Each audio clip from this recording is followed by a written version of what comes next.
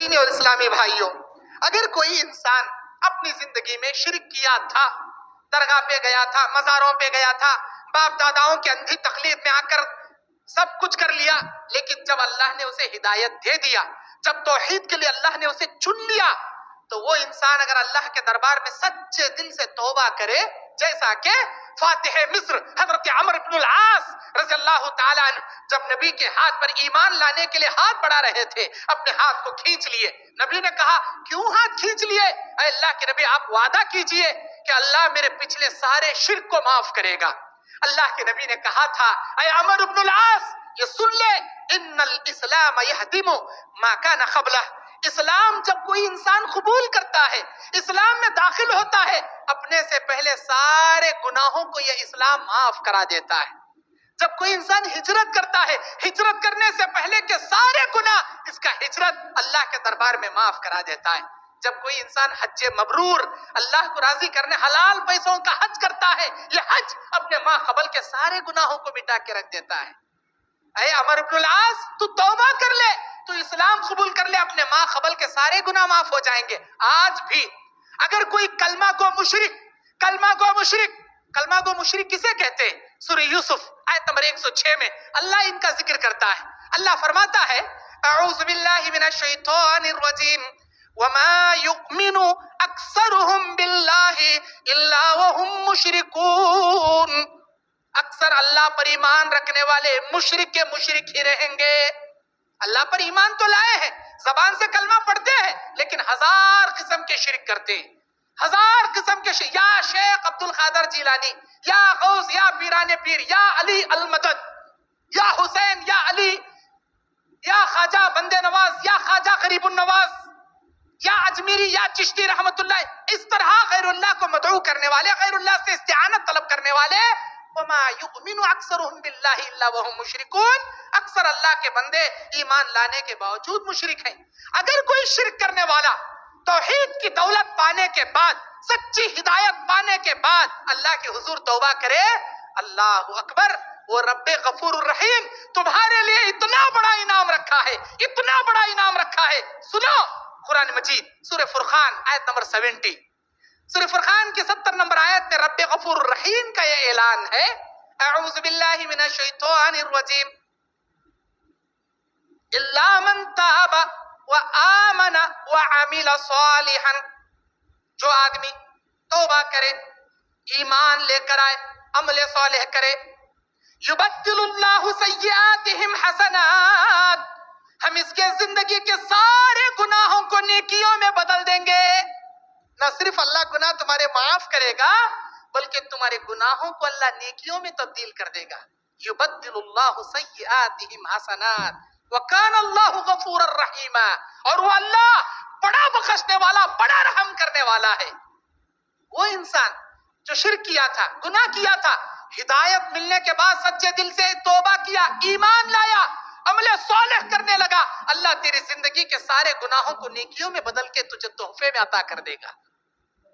میرے دینی اور اسلامی بھائیوں، اللہ تبارک و تعالیٰ بیان فرماتا ہے عام انسانوں میں، تمام انسانوں میں سب سے بڑا درجہ انبیاء علیہ السلام کا ہے. سب سے بڑا درجہ، یہ معصوم عن الخطا ہے، ہر گناہ سے پاک ہے. اللہ انبیاء کو مخاطب کر کے انسانوں کے عبرت کے لیے بیان کرتا ہے. سورہ زمر کی 65 نمبر آیت میں اعوذ باللہ من الشیطان الرجیم وَلَقَدْ أُوحِيَ إِلَيْكَ وَإِلَى الَّذِينَ مِنْ قَبْلِكَ لَئِنْ أَشْرَكْتَ لَيَحْبَطَنَّ عَمَلُكَ وَلَتَكُونَنَّ مِنَ الْخَاسِرِينَ. اے نبی، ہم نے آپ کی جانب ویسے ہی وحی نازل کی جیسے آپ سے پہلے انبیاء پر وحی نازل کی. اے میرے نبی، وَلَوْ أَشْرَكْتَ، اگر آپ بھی اللہ کے ذات میں شرک کریں گے، لَيَحْبَطَنَّ عَمَلُكَ، اللہ تمہارے نام اعمال کو برباد کر کے رکھ دے گا، وَلَتَكُونَنَّ مِنَ الْخَاسِرِينَ، اور نقصان اٹھانے والوں میں تم بھی ہو جاؤ گے. اللہ اکبر. اللہ کس سے کہہ رہا ہے؟ ہمارے نبی سے کہہ رہا ہے. سورہ انعام میں 18 انبیاء کا ذکر کرنے کے بعد اللہ یہ آیت بیان کرتا ہے سورہ انعام کی. اللہ تبارک و تعالیٰ سورہ انعام کی آیت میں بیان فرماتا ہے وَلَوْ أَشْرَكُوا لَحَبِطَ عَنْهُمْ مَا كَانُوا يَعْمَلُونَ. اے سارے کے سارے انبیاء، اگر آپ لوگ بھی اللہ کی ذات میں شرک کرو گے، اللہ تمہاری نیکیوں کو بھی برباد کر کے رکھ دے گا۔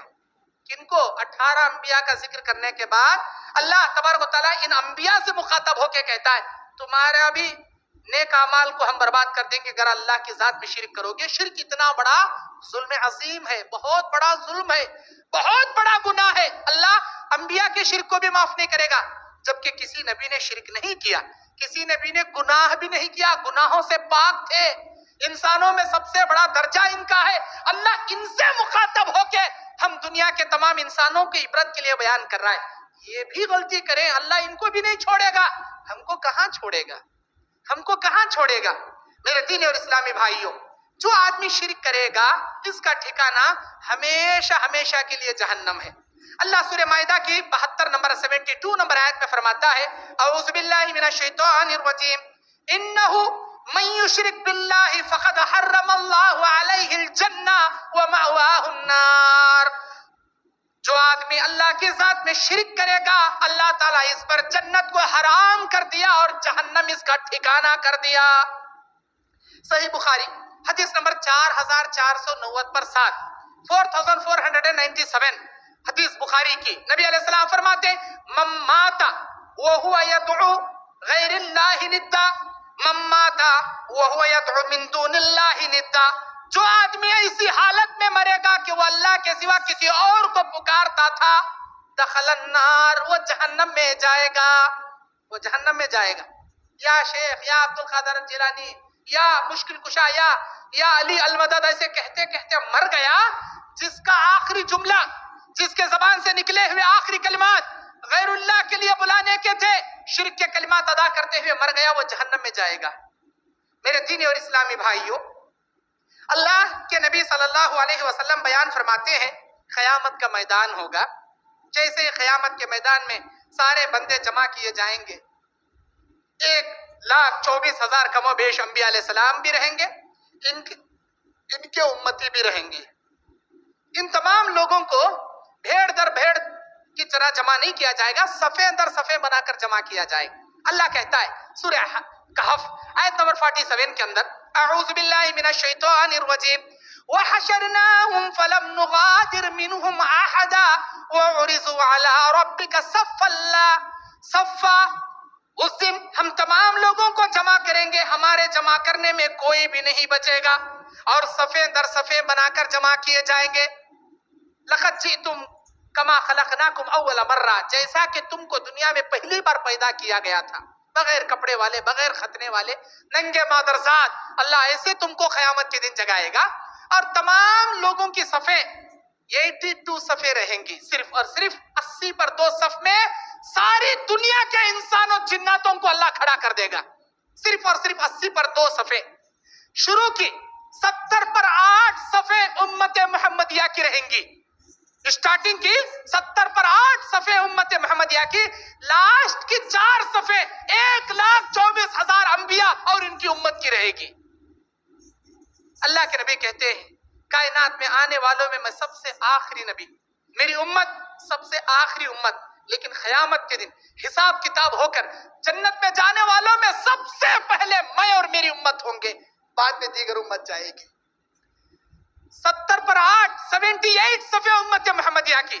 اب ان صفوں میں اللہ کا ایک فرشتہ کھڑے ہو کر، بخاری مسلم کی حدیث، اللہ کا ایک فرشتہ اعلان کرے گا، یہ پکار کر کہے گا او دنیا والو، اے دنیا کے انسانوں جناتوں، سنو سنو، اس پروردگار کا اعلان ہے، اس رحمان کا اعلان ہے، تم دنیا میں جس کی پوجا کرتے تھے، جس کے سجدے کرتے تھے، جس کی نذر و نیازیں چڑھاتے تھے، جس کے اوپر بھروسہ کر کے خدائی کا دعویٰ کر کے جیتے تھے، جس کے لیے رکوع کرتے تھے، جس کے لیے جانور ذبح کرتے تھے، جس کے لیے اپنے سارے مشکل کشاؤں کو سمجھ کر جیتے تھے، اے دنیا والو تم جس کی عبادت کرتے تھے، اس رحمان کا اعلان ہے آج اپنے اپنے معبودان باطلہ کے پیچھے جا کر کھڑے ہو جاؤ۔ اللہ کا فرشتہ اعلان کرے گا، یہ اعلان سنتے ہی ہر کوئی اپنے اپنے خداؤں کے پیچھے چلے جائیں گے، کوئی سورج کے پیچھے، کوئی چاند کے پیچھے، کوئی درختوں کے پیچھے، کوئی خبروں کے پیچھے، کوئی بتوں کے پیچھے، کوئی عیسیٰ ابن مریم کے پیچھے، کوئی عزیر کے پیچھے، غرض کے سارے ڈیوائڈ ہو جائیں گے، الگ الگ ہو جائیں گے. اللہ تعالیٰ سوال کرے گا اے میرے بندے یہاں کیوں کھڑا ہے؟ اے اللہ میں نے اعلان کرنے والے کا اعلان سنا کہ جس کی پوجا کرتے تھے اس کے پیچھے ہم سورج کی پوجا کرتے تھے، اگنی دیوتا کو اپنا دیوتا مانتے تھے، ہم یہاں آ گئے. کوئی کہے گا ہم درختوں کو، پیپل کے درخت کو، نیم کے درخت کو، بیری کے درخت کو، فلاں درختوں کو اپنا مشکل کشا سمجھتے تھے، ہم یہاں آ گئے. کوئی کہے گا ہم درگاہوں کو، ان مزاروں کو اپنا خدا تصور کر کے ان کے سجدے کرتے تھے، ان کے طواف کرتے تھے، ان کے نام کی نذر و نیازیں چڑھاتے تھے، ذبیحہ ذبح کرتے تھے، یہی ہمارے خدا تھے، ہم درگاہوں کے پیچھے آ گئے. کوئی کہے گا ہم عیسیٰ ابن مریم کے پیچھے آ گئے، یہ خدا کے بیٹے تھے اور ہم اس کو گاڈ آف دی سن سمجھتے تھے، ہم اس کے پیچھے آ گئے.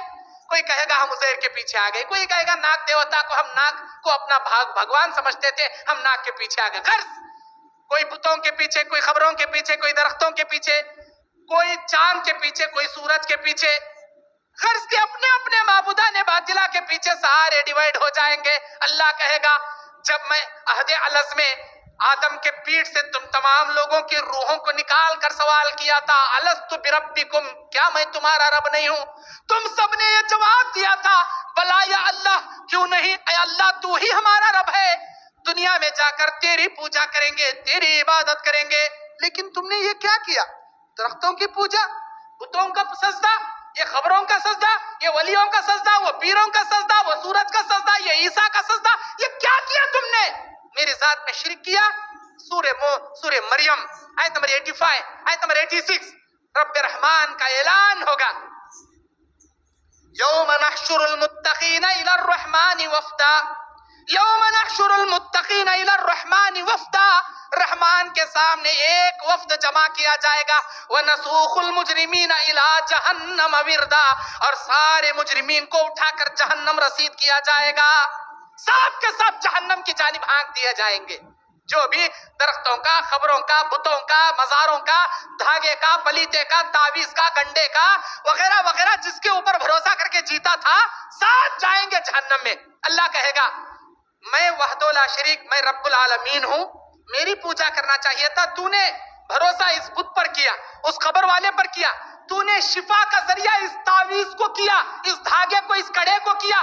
بول تیرے دھاگے کو، بول تیرے خبر والے کو، بول تیرے بت کو، آج وہ تجھے جہنم سے بچا کر دکھائے. نہیں بچائے گا. جا تیرے معبود کے ساتھ تو جا، تیرے تعویذ کے ساتھ تو جہنم میں جا، تیرے پتھر کے ساتھ تو جہنم میں جا.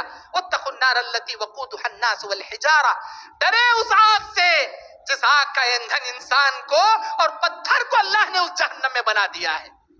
جائے گا ایک جماعت. وَيَوْمَ نَحْشُرُ الْمُتَّقِينَ إِلَى الرَّحْمَنِ وَفْدًا، ایک جماعت رحمان کے سامنے جمع کی جائے گی. اللہ سوال کرے گا کیوں جی یہاں کھڑے ہو؟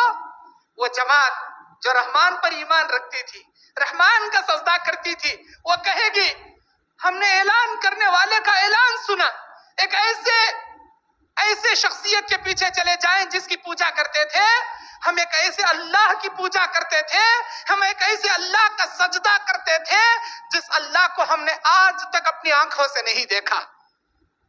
ہم کو ہمارے اللہ کا انتظار ہے، ہم اپنے اللہ کے پیچھے جا کر کھڑے ہونا چاہتے ہیں. تم نے اللہ کو نہیں دیکھا؟ نہیں، ہم نے اللہ کو نہیں دیکھا. پھر سجدہ کیسے کرتے تھے؟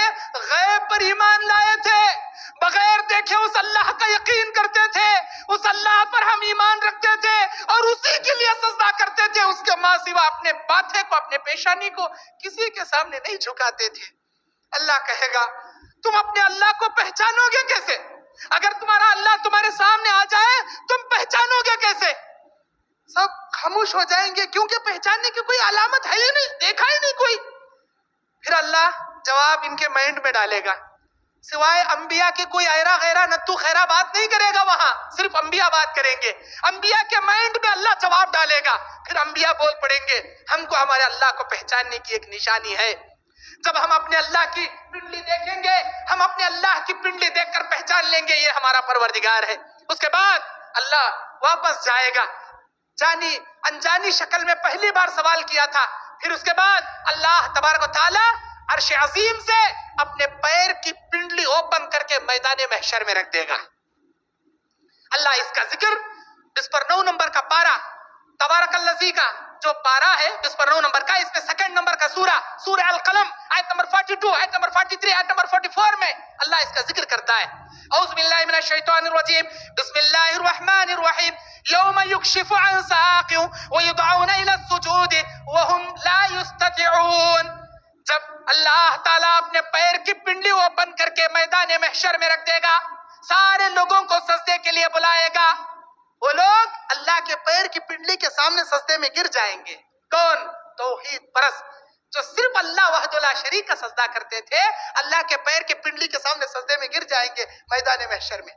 لیکن وہ لوگ سجدہ نہیں کر پائیں گے جو کبھی کبھار نماز پڑھتے تھے، نماز پڑھتے بھی تھے تو فلاں فلاں کو دکھانے کے لیے نماز پڑھتے تھے، یا نماز پڑھتے بھی تھے تو مسجد میں اللہ کا سجدہ کرتے تھے، درگاہوں میں پیروں کا سجدہ کرتے تھے۔ ایسے مشرکین کو، ایسے بے نمازیوں کو، ایسے ریاکاروں کو اللہ ان کی پیٹھ تختہ بنا دے گا، ان کی ریڑھ کی ہڈی لوہے کی سلاخ بنا دے گا۔ یہ جھکنا چاہیں گے لیکن جھک نہیں پائیں گے، اکڑے ہوئے کھڑے رہیں گے۔ اللہ کہے گا ان ریاکاروں کو، ان مشرکوں کو پکڑو اور لے جا کر اوندہ منہ کے بل جہنم میں پٹکو۔ اللہ خالص توحید پرست نمازی متقیوں کو اپنے پیر کی پنڈلی کا سجدہ نصیب کرے گا۔ اللہ ہم سب کو میدان محشر میں اس کی پنڈلی کے سجدے کی توفیق نصیب فرمائے۔ میرے